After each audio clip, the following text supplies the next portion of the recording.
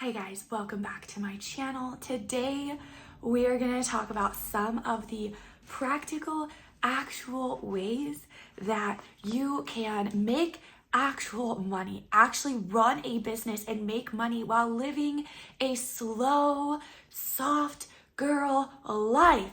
That is what we're talking about today.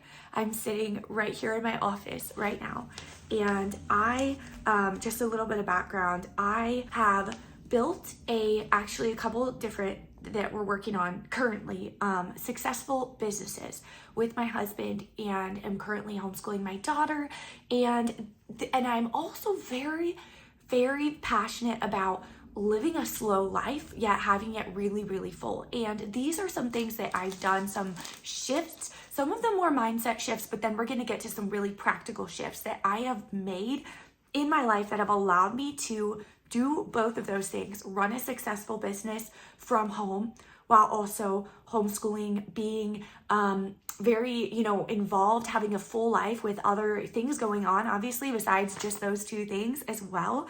But things still feel slow. They are unrushed. And that's what we're going to talk about. So here's the thing. I remember before I was even a mom, I was newer in my business. I got into the real estate industry right out of high school. And after a few years of running my own business, I remember getting to this point where I really felt convicted that I was booking my days up so much. My goal was just to, have back-to-back appointments and just be gone as busy as possible for my business, growing my business, like very much like the hustle era, the hustle phase and all of that. And I remember getting to a point before I ever was a mom even, where I felt very convicted that I needed to change some things in my life. The biggest reasons were because I noticed, one, when I was so rushed, like from appointment to appointment to appointment, not leaving any time in between, any time to think, just constant stuff happening, I had a very difficult time.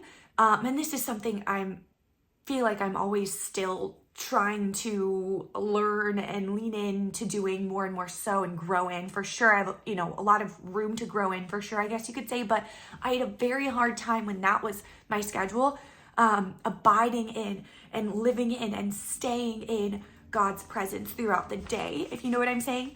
Also, I noticed my interactions with others were just so rushed. My interactions with my family and those closest to me were definitely like shorter, choppier, less full of care and love than I would have liked them to be. And also my interactions with strangers were that way as well. Oftentimes I definitely didn't have time when I was living that way to ever, start a conversation with a stranger. If I felt led to compliment someone or say something to someone, I did not have time to even notice that I felt like I needed to talk to them, if that makes sense, because my brain was just busy, busy, busy, busy. I remember this moment in my car, after a meeting, when I was just thinking, like, if I don't have time, I'm out here selling houses. That's where I was at this point in my life. Okay, I'm going to, listing appointment to listing appointment. I'm meeting with all these clients and all these people, but if I don't even have time to give them the time of day, to really, really listen to them, to care about what they're saying, look them in the eye, and soak in some time with them without rushing to the next place, then what am I even doing? What's the point of all of this? Where if I don't even have time to, have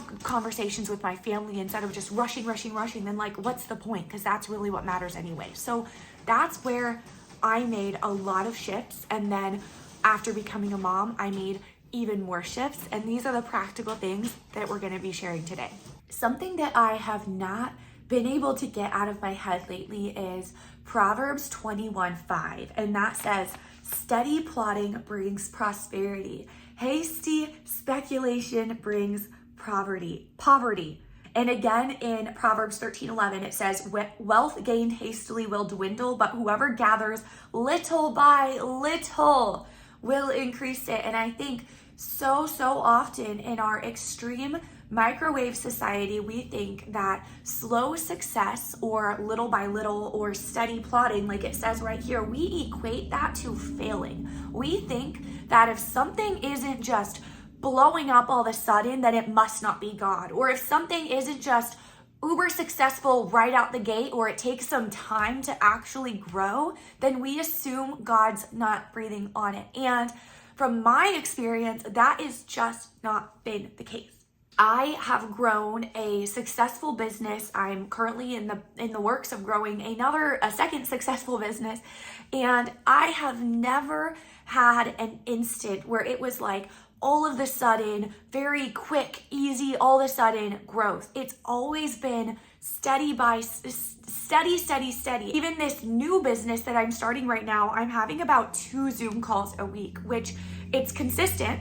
Some weeks there's none and some weeks there's more, but I would say on average about 2 a week. And that can feel pretty darn slow. It can feel like, wow, this isn't actually working. But no, steady plotting is actually a really good thing. It says it in the Bible. If it's a get rich quick scheme, then it's probably not even, it's probably a scam, because steady plotting is where it's at. It's just we humans, for some reason, because we're so used to everything being handed to us in our society, or we're just used to like things happening like so quick because of the microwave society that we live in, we assume that if something is taking a little bit of time, if your YouTube channel is growing really slowly, then maybe it wasn't God that told you to make it. Or if your business is, very, very slowly but steadily getting clients instead of like a big rush of clients all of a sudden, then maybe you weren't supposed to do it. And obviously there's a time and a place for that, and we have to stay close to the Lord to discern, to know those things. But that's a big thing that God has been speaking to me about, is like steady, slow growth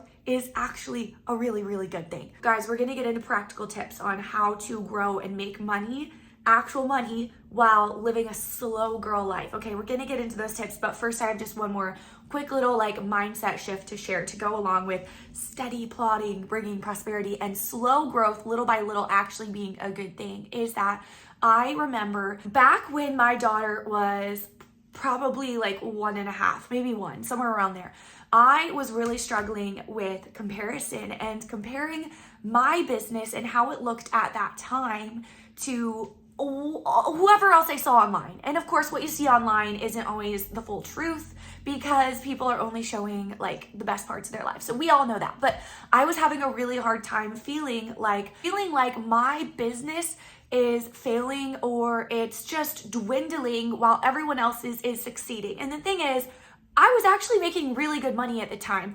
I just didn't realize it. I was actually doing really, really well, and I did have very steady, consistent business. However, I would look at my day and be like, okay, well, I'm not able to do what, so-and-so over here who's my age but doesn't have any kids is able to do. And I was just comparing my business to someone else's business that was in a very different season. And I felt called to be, for the most part, a stay-at-home mom. Yes, I'm still running a business. I'm still very passionate about running not just a business, but a successful business and making actual money while also staying home and doing both really, really, really well together at the same time is like a huge passion of mine.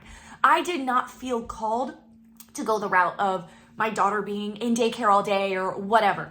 And that's fine if that's the route you've gone. That just wasn't my calling for me, okay? However, I would get really, really hard on myself during the season and just be comparing my business and its growth to the appeared growth, is that the right word? The perceived growth, that's the word I'm looking for. The perceived growth of someone else who maybe was in a similar boat as I am, but their kid was in daycare all day, and I would just get really, really hard on myself about that. And then one day, my daughter was watching CoComelon of all shows, and the episode came on, if you've ever seen it, where it was the tortoise and the hare. And during that episode, you guys, the Lord spoke to me so clearly through this annoying, very annoying CoComelon song about the tortoise and the hare. He said very clearly that is how he's calling me to grow my business, slow and steady, and that it was actually going to be even more successful and even more sustainable, just like the animal that lost.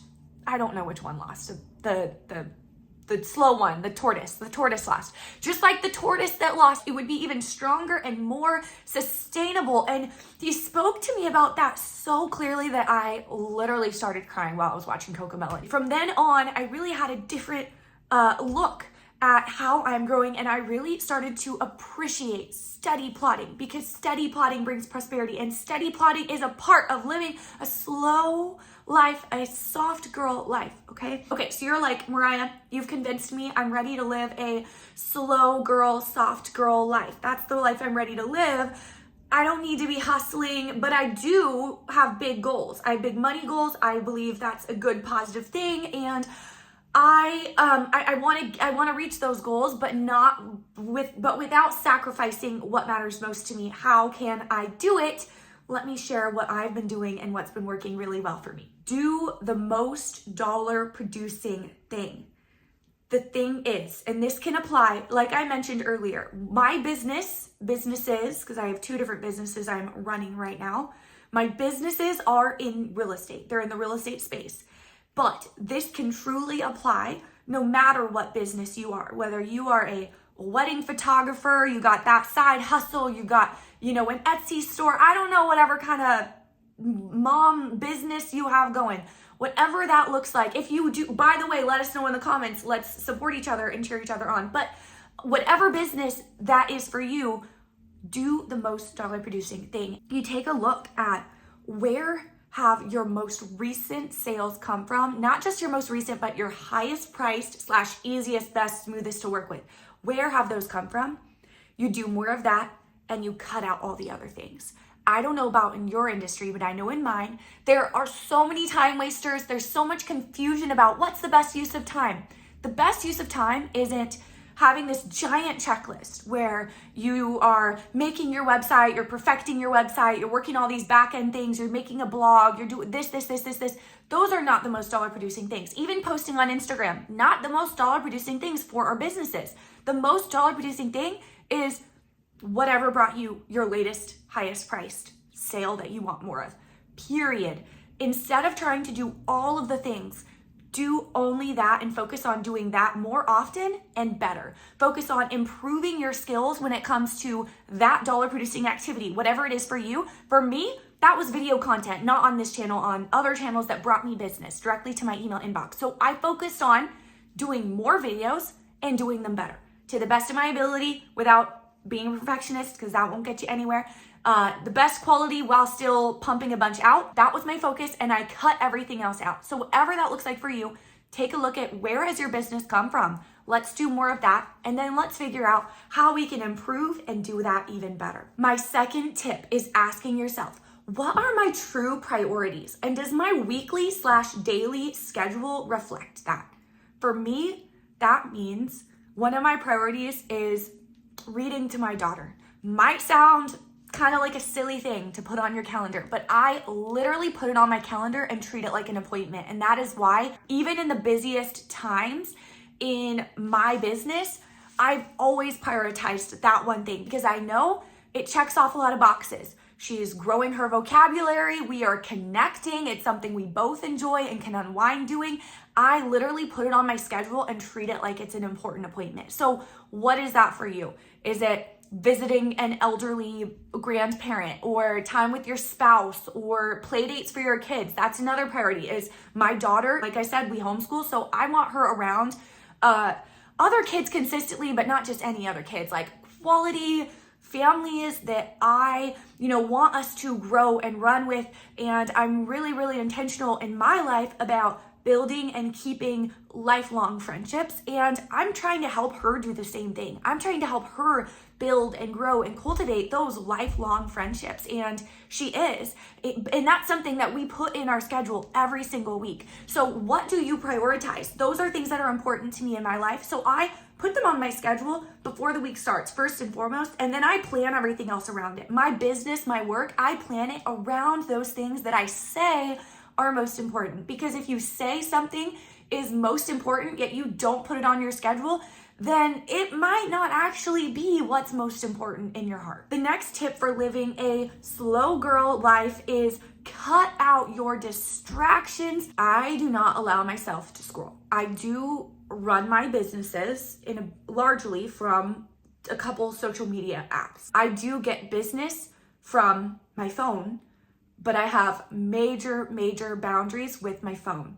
This isn't a hard rule, obviously. Do what works best for you. You don't have to get legalistic around this. But for me and my season that I'm in, I know I can't keep social media apps on my phone because I don't want the temptation to, oh, I have a free minute, I'm going to pull up my phone and start scrolling without even thinking. Or I'm waiting in the car for my kid or wherever, waiting in the car for something, I'm going to start scrolling. Whatever, it just in between things. Like, it's so easy to do.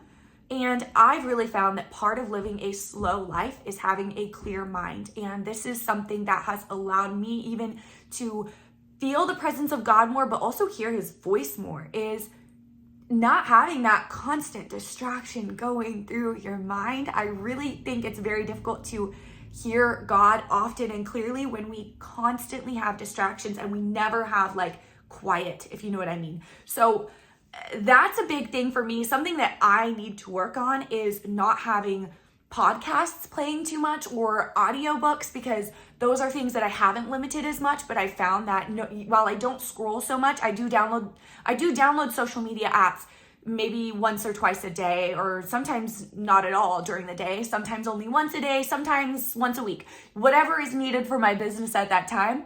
And I will socialize on those apps like I do for my business. I will answer any messages that have come in for my business and post whatever I have to post. And then I delete the apps and go. I post and I ghost. I don't like sit there and see who's looked at what I posted. No. So I do have lots of boundaries with that, but I haven't really set up boundaries with podcasts and audiobooks. And I've kind of found lately that those are two things I've been feeling like, okay, they're good things, and I like utilizing my time to listen to those when I have, free time, if I'm like in the middle of cooking something or getting ready for the day. But sometimes that can be a little overkill, and I feel like lately, for me at least, it's been a little overkill, and I just need to even pull back there to have the clear mind that I want to have. I don't know if this makes any sense to anyone but me. I hope it does. If it does, hit the thumbs up button. If it doesn't, hit the thumbs down button. But that's something that I personally feel like I should probably limit a little bit more, that I really haven't limited, is like podcasts and audiobooks. Because while those are good things and they can be really, really helpful, those can even turn into another distraction, like constantly having noise. So that is another part of living a slow life. We don't need the constant noise. Maybe have some like instrumental worship music or soaking music in the background or something. We don't need like constant words coming through our brain. I feel like that is very, very distracting. What this really comes down to is making time for the important things, not just the urgent things. Like I said, scheduling the important things first so that the urgent things don't just take over and consume the space that the important things would have been in. My next tip for living a soft girl, slow life while also making actual money and running a successful business at the very same time is that the best business strategies that I've ever had have come directly from the secret place. If you don't know what that is, that just means spending time alone with the Lord. Jesus got away from the crowd, got away from people, and was alone with his Father often. And I believe we need to do the same. We need to be getting away consistently. That's something I really, really try to prioritize.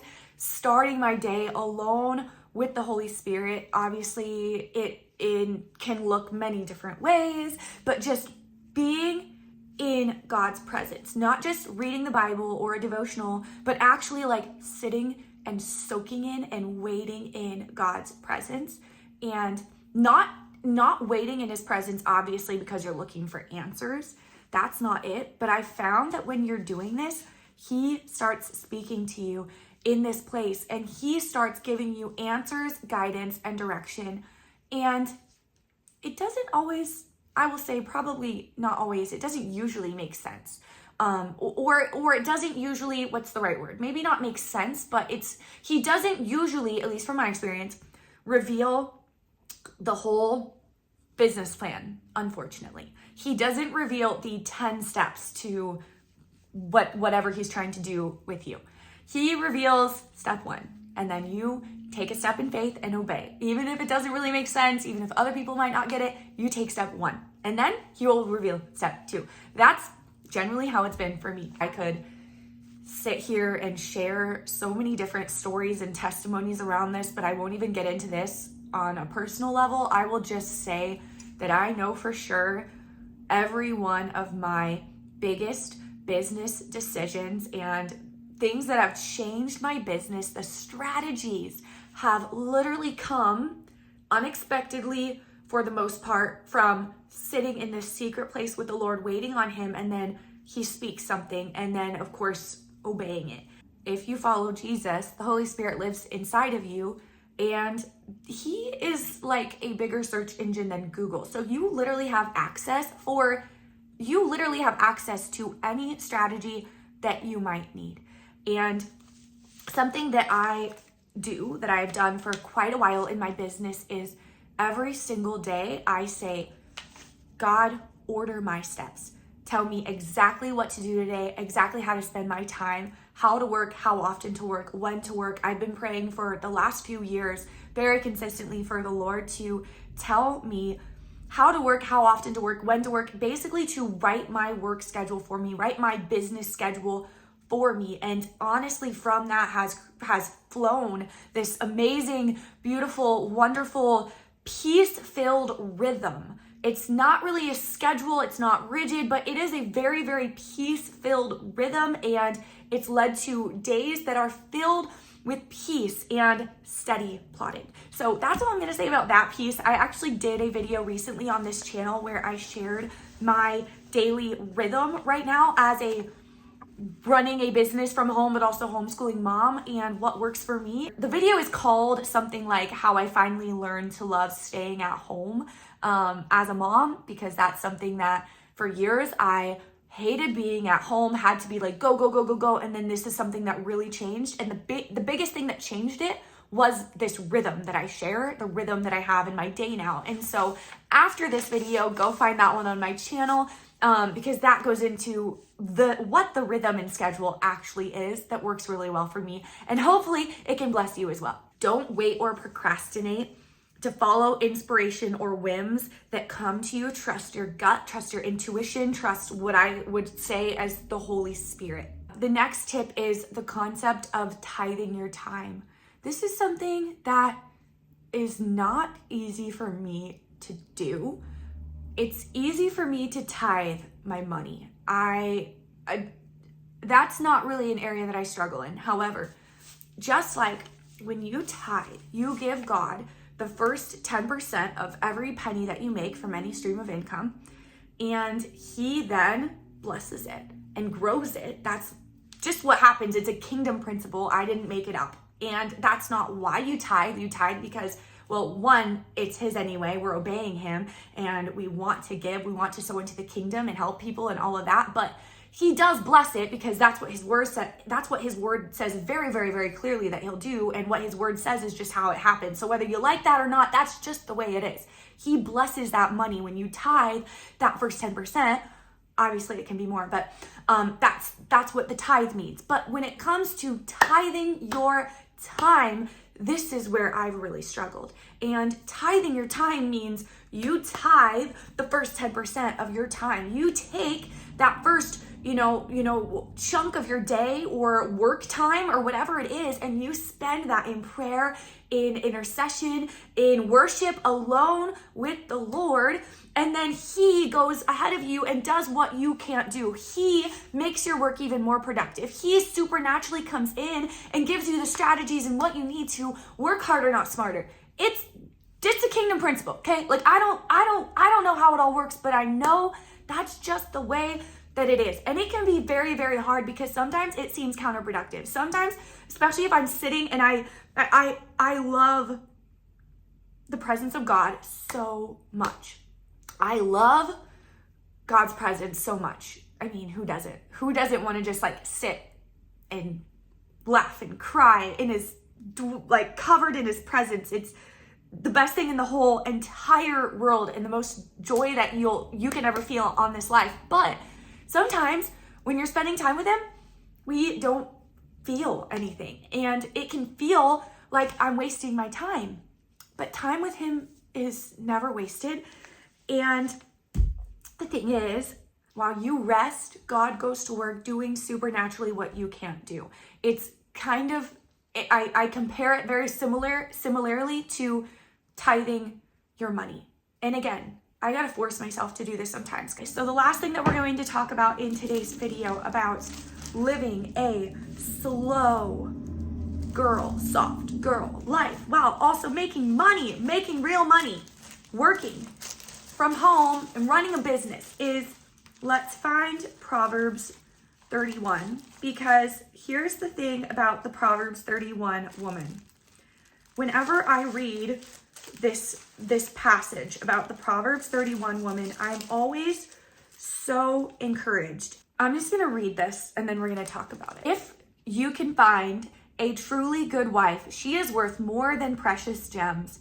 Her husband can trust her and she will richly satisfy his needs. She will not hinder him, but help him all her life. She finds wool and flax and busily spins it. She buys imported food brought by ships from distant ports. She gets up before dawn to prepare food for her household and plans the day's work. She lives by a schedule. She plans the day's work for her servant girls, so she probably outsources. Servant girl sounds like she has house cleaners. She outsources. She's very entrepreneurial. I like that.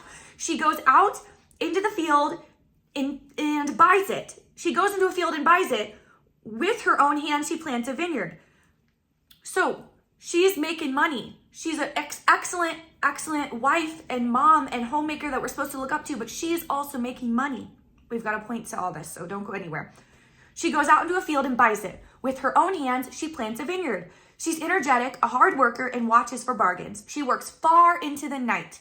She sows for the poor and graciously gives to the needy. She has no fear of winter for her household, for she has made warm clothes for them.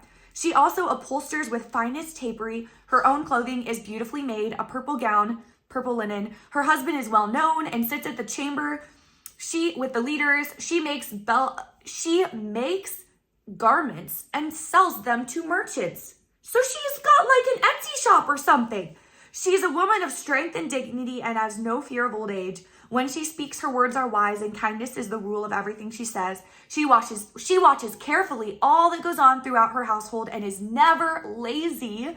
Her children stand and bless her, and so does her husband. He praises her with these words: "There are many fine women in the world, but you are the best of them all. Charm is deceptive and beauty doesn't last, but a woman who fears and reverences the Lord shall be greatly praised." Okay, it goes on, but I'm going to stop there. I can't read that without being motivated, inspired, encouraged, but also empowered that we as women literally have everything that we need to go out, run really successful businesses, make a lot of money, but also do it in a way to where we're putting first things first. We're taking really excellent care of our household, our families, our children, our husbands. We're not, like this is something that we literally have the ability to do all of it together at the same time really, really, really well in excellence. She wasn't just doing those things, like she was doing them all really, really, really well. That's, I guess, my last piece of advice is we were made to do this. And I'm not saying every woman is called to be an entrepreneur. Obviously, a lot of women are called to be stay-at-home moms or out of the house, working moms, whatever. Everyone's path's gonna look different, and you gotta just do whatever God's telling you to do in this season. But because this is the audience I'm talking to, running a business, homeschooling, doing all the things really well, making more, working less, making a lot of money and growing a successful business, but doing it in a way to where you're working, an hour or so a day, like extremely minimal, so you can be extremely intentional and present with your family, with your time, and all of the things. I believe that that's what she was doing. And to me, that's very, very encouraging, because it just shows us like that's our example, and we have the ability, we have everything that it takes in us to do that. So anyway, thank you for hanging out with me today, guys. If you grab value from today's video, hit the thumbs up button, and I'll see you guys soon.